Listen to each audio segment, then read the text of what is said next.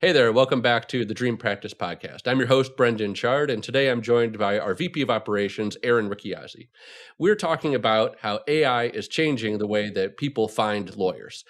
For years, it's been all about search and showing up in Google, Bing, and getting rankings, search engine optimization. But now the landscape is shifting with AI.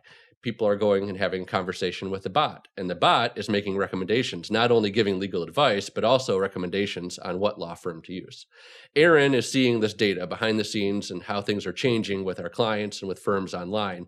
And today we're going to be discussing about what that all means and how we can help and how you can get your firm showing up in those recommendations. So Aaron, welcome to the show. Thanks for having me, Brendan. I'm excited to kind of dive into this topic. It's something that we get asked about often, so let's get started. So I think we can safely say now that AI is not like a hype thing anymore. It definitely, we're a few years into this next iteration of it with large language models like ChatGPT and Gemini.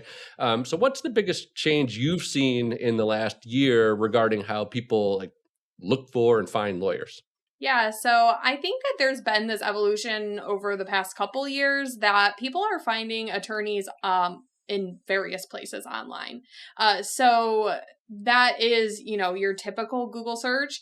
That is social media even. But with AI, we're seeing a lot more traffic coming in from ChatGPT, Perplexity, Gemini, over to a client's website, and our clients are getting recommended on these answer engines is what I'm going to call them, as opposed to like AI tools, because there's so many AI tools out there now. But yeah, so with the landscape changing the past year, I would say we're definitely seeing an increase in traffic, an increase in leads for our clients out of these answer engines. So you're saying that we see an increase in traffic from, coming from these answer engines, coming from AI. But we're also seeing this phenomenon about zero-click searches, and that maybe actual net traffic to the website is down. So what is a zero-click search, and how do firms stay relevant with that? Yeah, so I think that everybody is most familiar with, the AI overviews on Google search. So if I was looking for the best divorce attorney in, say, Potomac, Maryland, instead of just looking for divorce attorney near me or divorce attorney Potomac, people are searching longer, questions into Google and these other answer engines. So when they do that, you get a whole bunch of results. And in those results, what Google is doing, what ChatGPT is doing, is citing sources, whether that would be a law firm website or somewhere where they're mentioned. So it could be Best Lawyers, it could be Avvo, where they have a lot of positive reviews. And what's happening is people are utilizing AI overviews, AI mode, ChatGPT to have more of a conversation about, okay, can you give me more information about this law firm? So they're not going to the website right away to decide to contact that law firm. They're doing a bit of research through these answer engines. And when it comes to zero click, that means, okay, they're not coming down the page on Google to click over to your website to contact your firm. They're getting that information out of those answer engines. However, one of the areas that people are missing is, they do eventually have to contact you. They want to make sure that you're credible. They want to make sure that, Google or Gemini, Perplexity are giving, a reputable recommendation. So they are going to eventually maybe search your brand. So we see that often with our website is that the Modern Firm brand, we are getting the mentions, and people are then searching for our brand to look at our reputation more deeply and then come over to the website. So you may not get the initial click off of that keyword or search query because there's a lot more research happening behind the scenes before they reach your site. Yeah. And so, and this is so multifaceted, because this research is happening not only just by the person doing the search, right, but by the AI doing its own, sort of version of the research and sort of synthesizing all this information that's found. So if I hear what you're saying is that maybe a client let's say they used to research a legal problem, and now instead of being presented with a list of links and them going and reading all these articles about it, the AI is just summarizing and saying, hey, like the most likely answer to this question you had is, here it is right in the overview. You don't need to click any further. But then for when somebody switches gears and maybe let's keep working with the divorce example. So maybe they start off having some procedural questions about like, how do I file for divorce in Maryland? And what are some concerns I might have? But then they start switching gears and they say, oh, I need to find a law firm. And so then the AI is starting to recommend law firms. And you say then at that point, so it used to be that there would just be a big list of links for all the firms that were advertising that were optimized well. And now inserted or above all of that is AI saying, hey, it looks like you're looking for a lawyer. Here's, 3 or 4 firms that you should check out. And you're saying at that point, then again, without the user engaging with the website, they start having a conversation with AI to learn more about that firm. Yeah, absolutely. And there's another point that I want to make too, that you brought up that was really great, is when people are asking for like more information about their situation rather than directly searching for attorney services. What we are seeing is that typically we would see a lot of traffic to a very popular blog post. So you'd see a lot of traffic on the in like Google Analytics that this blog post was getting, views, and every so often you would see that may go viral or go national. Now what we're seeing is that information is getting plugged into AI. So a drop in traffic there, but actually increased visibility for the law firm regarding, say, how to file for divorce in Maryland. So when you're thinking about how, attorneys can show up on these answer engines, one part of it is, okay, we need to have a really strong reputation so that when somebody is looking for a legal service, we're showing up in those recommendations from AI Mode, ChatGPT, and Perplexity. But then on the flip side, you also need to still be adding that educational content in the form of a blog, although you're not necessarily going to be setting the goal and the intention to drive a lot of traffic to that. You want the goal and intention to be that you want that information to be cited in AI. So when people are in those initial stages of research about what they're challenged with and why they need an attorney, that you're showing up there too. So it sounds like we've got sort of 2 different tracks to talk about here. So one is, how do we improve our reputation as a business so that these answer engines, the AI, thinks that we're like a great place to send visitors and clients to. And then the other is, how do we become like a trustworthy source of information so that the AI is citing us and mentioning our content, and again, giving some visibility that way. So let's start with how a business can improve their reputation. What are some of the steps that firms can take to, make them be perceived as a more reputable, trustworthy, like great law firm that the AI is going to recommend? I kind of giggle when we talk about this because I can't tell you how many times over the last decade we've been telling, clients, we need you to collect reviews. We need you to collect reviews. That is a factor in influencing, organic search results. That also is a factor when people are making decisions on who to use for legal services. So we've been talking about this for a long time, so I feel like I'm maybe repeating this again, but first and foremost, a very simple step is starting to ask for Google reviews. So obviously, Google is still going to be, for a while, the number one search engine and answer engine. So, and they tend to pull their information directly from their sources. And so that would be your Google business profile, and ensuring that you have at least 4.5 star reviews as your rating. And then, the more reviews, the better. But we tend to see 50 or more reviews, for those law firms that are getting recommended in search results. So if we're talking about an easy, simple step for lawyers to take, is to start asking your clients for a review on Google. Yeah, no, it's again, it does seem like a lot of the advice that we've been giving over the years is becoming even more pertinent and important with AI, again, pulling and forming its opinions from so many more places beyond just what it reads, on a website. Is there anything else, like with Google business profiles or other ways that that firms can increase their reputation? Because I know a lot. Even though we keep giving the advice of give more reviews, there's still going to be attorneys like that doesn't work for my practice, or I just hate doing it, or So what are other things they can do? Yeah, so obviously, collecting Google reviews is great for like more consumer facing practice areas. But we might have business to business attorneys, and there seems to be like kind of this culture of not asking, a business owner or corporation or, somebody high level executive for a review but you can ask for a testimonial, and those testimonials can go onto your website. So we actually see this often, that if you have a feed of testimonials, AI overviews will actually pull in the client testimonials directly off of your website if there's a place for that. So it doesn't necessarily need to be a platform of that nature.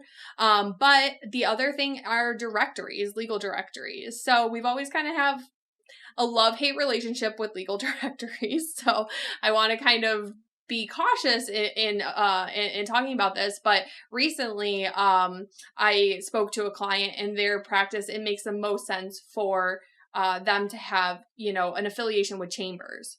Well, now, for a while, I don't think Google really made the connection of Chambers being a reputable source, to refer, attorneys. But now we are actually seeing Chambers getting pulled in here. So if you are not, a divorce attorney, a estate planning lawyer, bankruptcy, whatever, or you feel a little bit, more reluctant to ask your clients for reviews, you can, build a reputation on Chambers, other legal directories, and then just simply having your client testimonials on your website. Right, great, yeah. So let's shift over to the other track here, which is how does the firm become more of a trusted source of informational content about a certain practice area or legal issue?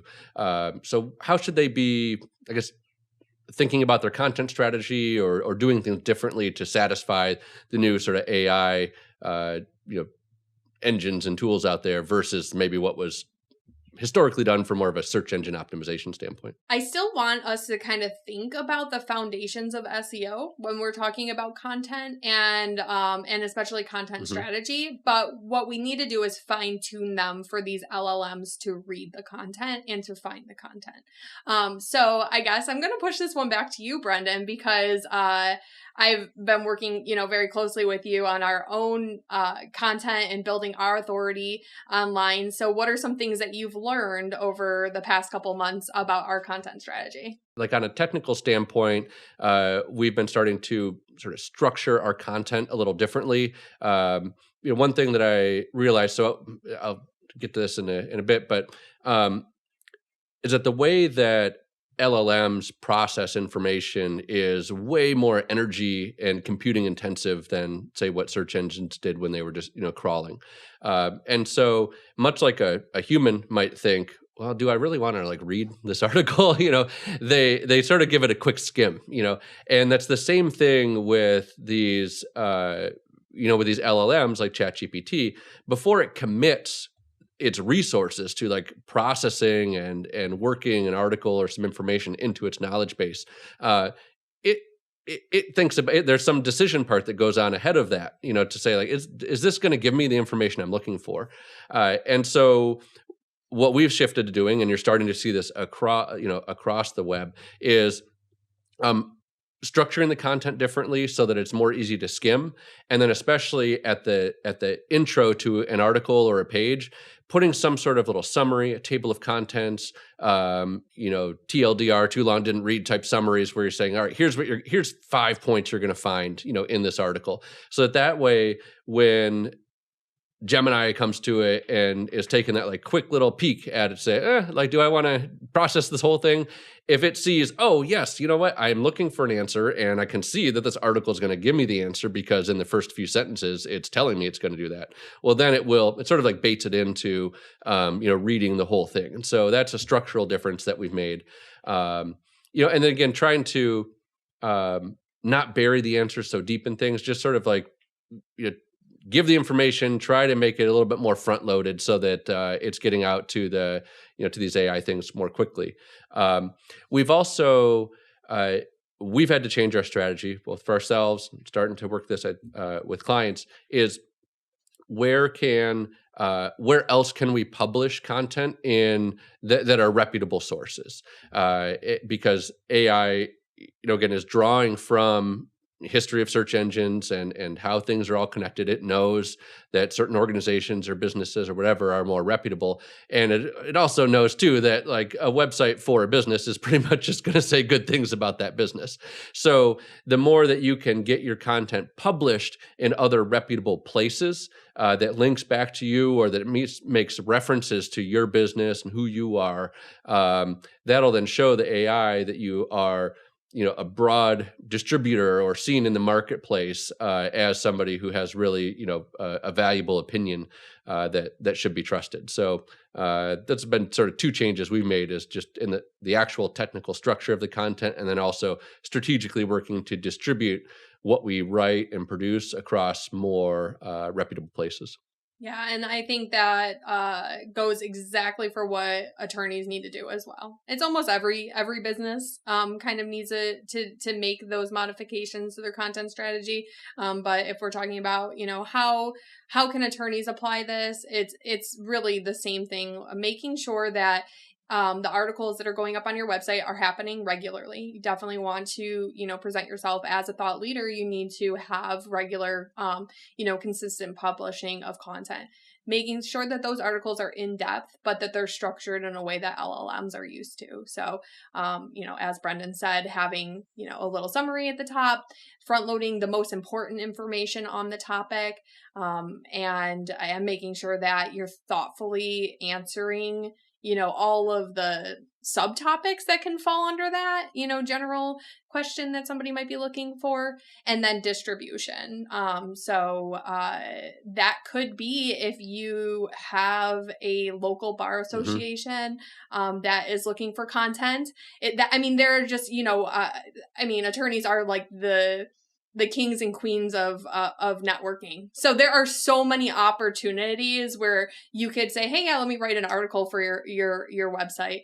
And that simply, and just making sure that you have a link, an author link over to your website, those things can help build trust without, having too much energy or, time suck, behind them. Right. I'd say, and I think like what you said there too about sort of, let's just break down about like what it means to be publishing thought leadership content. It's I'd say two things there. You need to be putting really unique thought into it. And so right now the internet is being flooded by what's being called AI slop. It's just people just throwing a query into to AI and just having it write the article. Well, that's not really you doing thought leadership.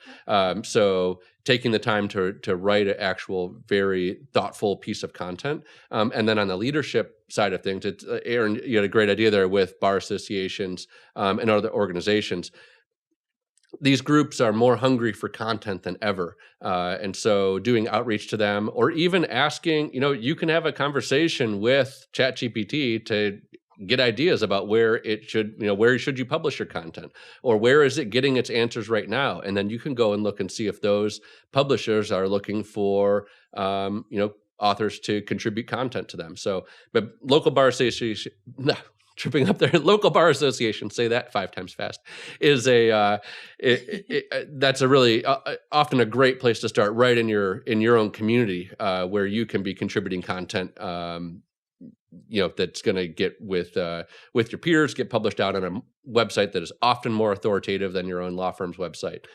So it's a good way to start, good way to give back to the community and help your local organization, and have it come back around and pay dividends for you as well. So Aaron, you had alluded to something a little earlier when we were talking about sort of like SEO, which is the traditional search engine optimization, trying to get your website to show up in like regular old Google search, which is what has been the game plan for years, versus now AI or generative engine or answer engine.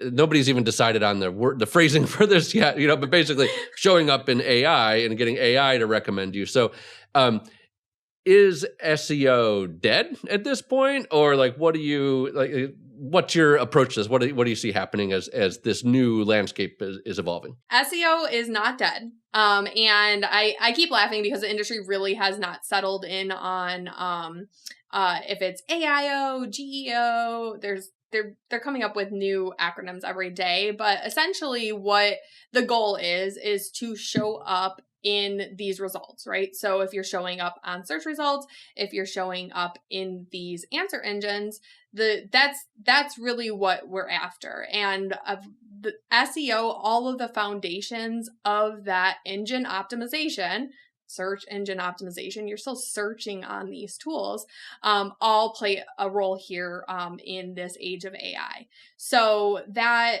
when we talk about what those foundational elements are, making sure that the website is technically sound, ensuring that the content on your practice area pages, your attorney bios are truly a representation of what the firm is today, that those don't fall out of date, that you're adding and writing content on a regular basis, adding it to your website and distributing that content, and then also ensuring that your reputation on Google, Avvo, you have good reviews and client testimonials.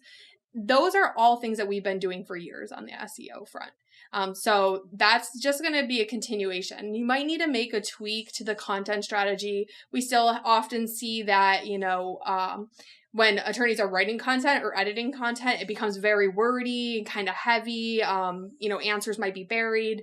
As we talked about earlier in this podcast, it's important to ensure that structure is great for LLMs, but that structure also is going to be great for regular search results. So once somebody is done searching through, ChatGPT, they're going to go to your website, or they're going to check to see if you have a Google business profile, or they're going to see if you're also in those organic search results. We see that often where potential clients coming over to our website will find us on ChatGPT, then search the modern firm, they see our search results, and then they come over to our website, learn a little bit more about us, and contact us. So, but those are all the same things that we've been doing for SEO for all these years. Really what we want to do moving forward with just some tweaks and some elevation. Yeah, no, it really just seems like kind of the fundamentals are just sort of more important than ever, and even one you didn't mention, but that's also been,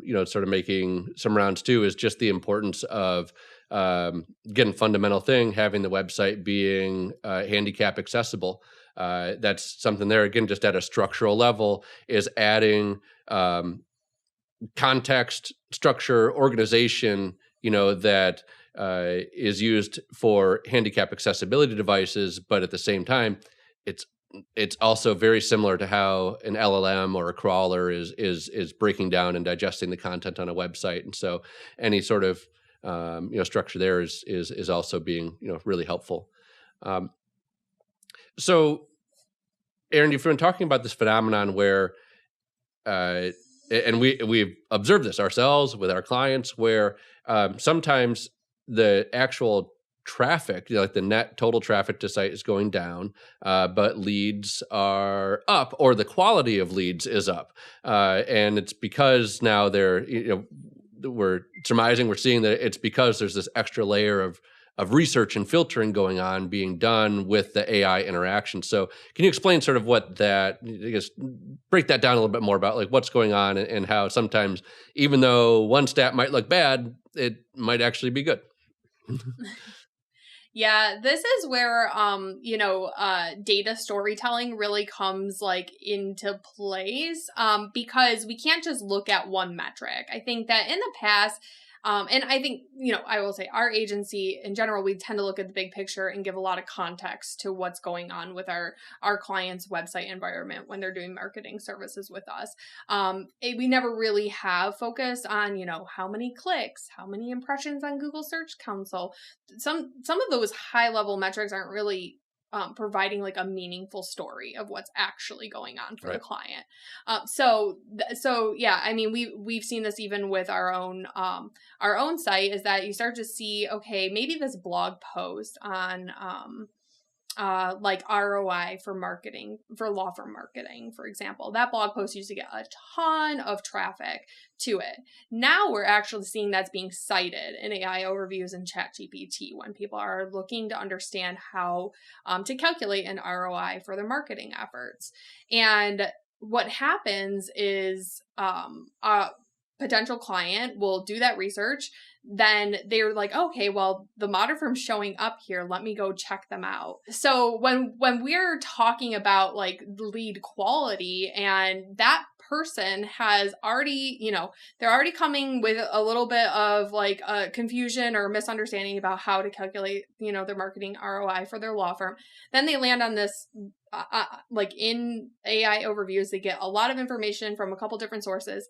And then they might say, oh, well, the modern firm has really good information here. I'm going to come over to their website and see what they're all about. Now they're like, oh, wow, they can help me with my marketing efforts.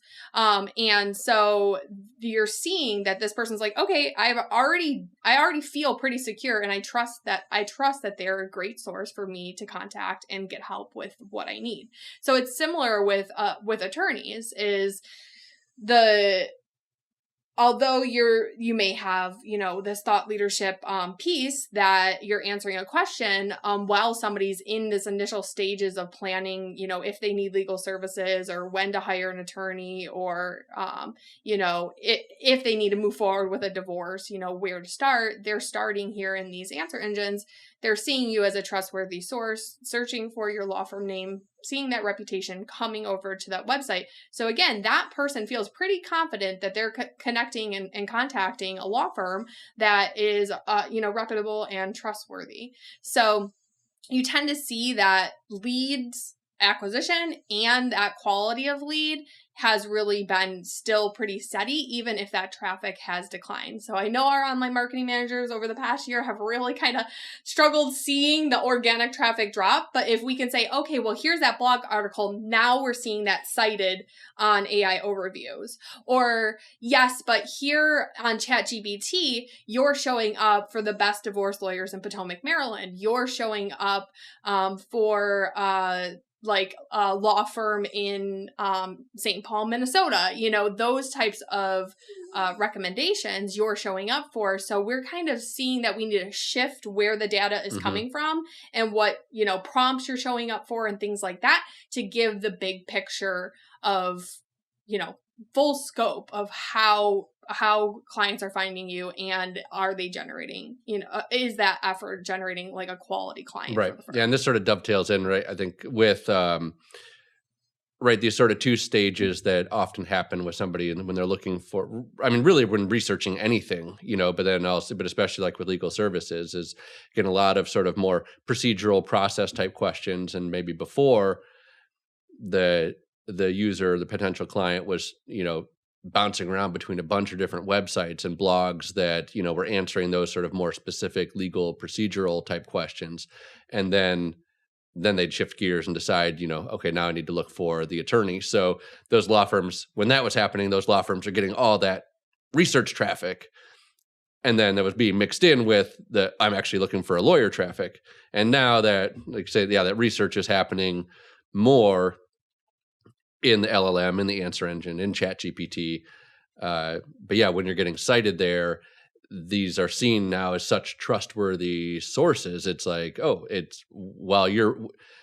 may feel frustrating to have your content, right, be sort of taken, by these answer engines and used there. But on the upside is that when it shows up there, it is, I think, really by the user is seen as a pretty high authority, mention of your brand. And so, then when they switch gears to, look for the lawyer, it's like those are the ones they're looking for. So, great, Aaron, that all makes a lot of sense.